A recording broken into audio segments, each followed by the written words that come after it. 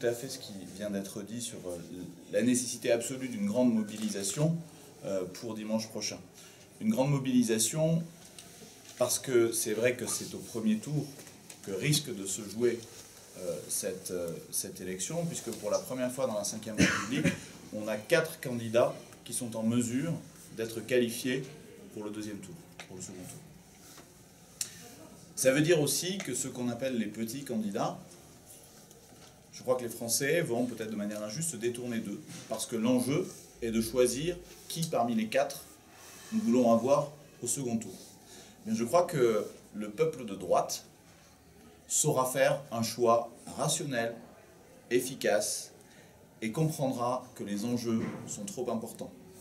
Les enjeux qui ont été peut-être galvaudés par des affaires, on a fait appel à l'émotion de chacun, où chacun avait un regard moral. Souvent la moralité et la politique font mauvais ménage, parce que quand la moralité s'installe trop en politique, on passe rapidement à l'inquisition. Et c'est un petit peu ce qui s'est passé pour François Fillon, et je dois dire qu'on a perdu de vue l'essentiel. On a perdu de vue l'essentiel, c'est que François Fillon, c'est probablement le seul qui a un programme résolu et efficace pour la France, un projet pour notre pays. D'abord parce que c'est le seul qui a un diagnostic lucide. Pendant 3 ans, il a essayé de porter ce diagnostic sur le pays, en le parcourant, en réfléchissant, et aussi à l'aune de son expérience. Parce que je suis désolé, on ne se décrète pas président de la République quand on a été à peine ministre pendant 2 ans. On a vu ce que ça a donné d'avoir un président flou qui n'avait jamais été aux manœuvres. Pendant 5 ans, ce président sortant, pour la première fois, ne peut pas se représenter. Il n'en a pas les capacités politiques. La France est un grand pays, il y a beaucoup d'enjeux. Nous sommes en guerre contre le totalitarisme islamique, que, entre parenthèses, François Fillon est un des seuls à nommer ainsi. Les autres parlent de radicalisation religieuse sans citer de nom. François Fillon a un diagnostic lucide. François Fillon pourra porter la parole de la France sur la scène internationale. François Fillon a compris que notre économie était bloquée depuis des années et qu'il faut faire des réformes nécessaires d'allègement de charges, mettre fin aux 35 heures. Ce sont un diagnostic qu'il a su poser, et il a un objectif. L'objectif, il est très clair. Il nous dit, dans 10 ans, je veux que la France soit la première puissance européenne.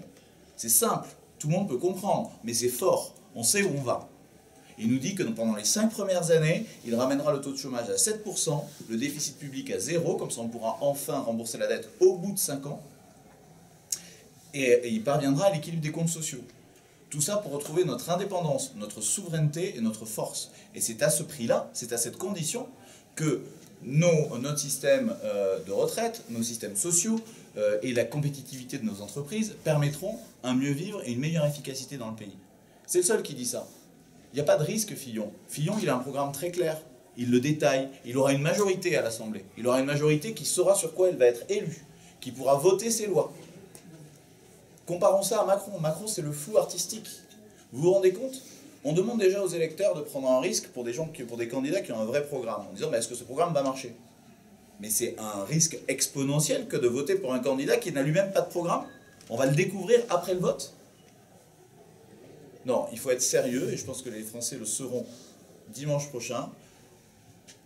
Bien sûr, il y aura une tentation Front National, parce que la colère gronde depuis longtemps dans le pays. Bien sûr, M. Mélenchon arrive à capter une partie de cette colère. Mais enfin, les Français sont un peuple raisonnable, et un peuple qui a toujours su prendre en main son avenir. Et je crois que dimanche prochain, il a rendez-vous avec son histoire, et il se trouve que c'est François Fillon qui arrivera à la porter.